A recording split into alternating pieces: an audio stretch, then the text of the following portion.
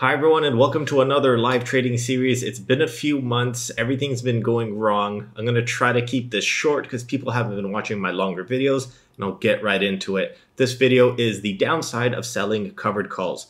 When you have 100 shares of a stock, you can make extra money on it by selling an option for someone to buy it off of you at a specific price at a specific date. Obviously, you want to sell this option higher than what you currently paid for it. An example. If you bought a stock for $100, you could sell a covered call. You could sell a call option for $115, for $120. Someone could buy it off of you if the stock goes past that number. Why would you want to do that? If, let's say, an example, like I have Apple shares.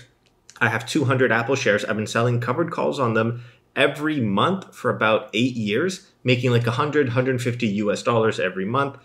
And it's been a good source of passive income while I hold the shares. And I've been following the stock upwards. Apple has been increasing. And then I've also been following the stock up. So if it was 100, I'd sell 115. Once it gets to 115, I could sell 130, 140.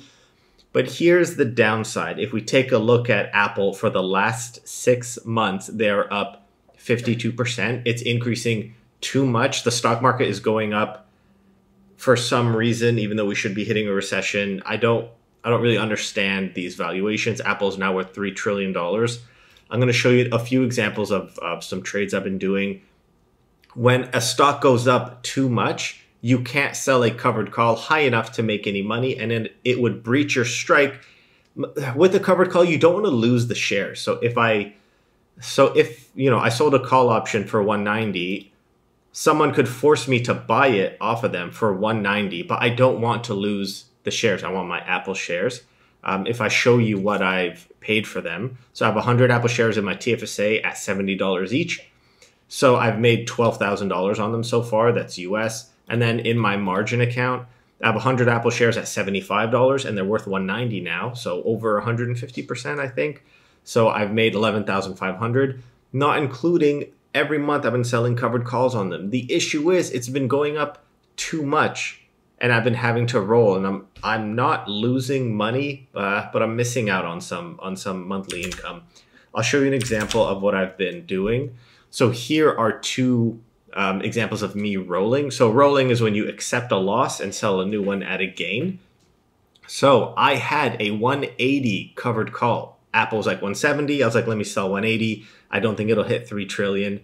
So I sold the 180 and then it went up to 190. So I had to buy it back at a loss and then sell a new one, hopefully at a gain. So I went from 180 to 190. I'm indirectly making another $1,000 here. But here's the downside. I paid a debit. I paid $500 to do this.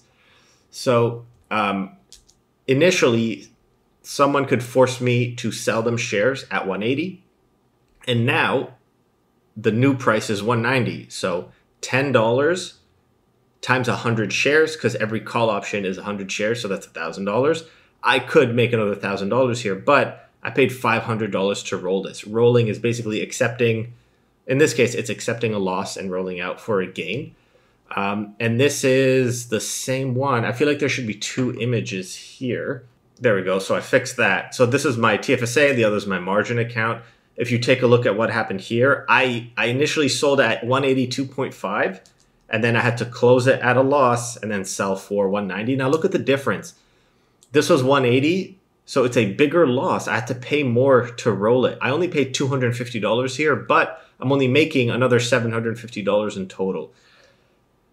I'm not usually a fan of rolling for a debit. Usually I want to break even or roll for a credit. A credit means someone paid me, but I didn't want to lose my shares. And this is the downside of selling covered calls when the stock goes up too much. I never would have predicted in the last 6 months up 40%.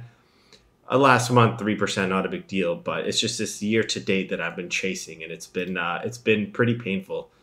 Look, I guess something happened January 3rd where it was like the bottom. Then everything's been mooning. I don't think this will last forever. That's why I'm not rolling to 195 or 200. It's not worth 3 trillion in my opinion. You know, I've been wrong before. I've been wrong about everything so far in 2023. So yeah, this is just a little downside. If you want to keep the shares and the stock keeps going up, like if you had Nvidia or Netflix, everything's going up, be prepared to take a loss when you roll it. I'm going to end it here. Thanks for watching and tune into the next one.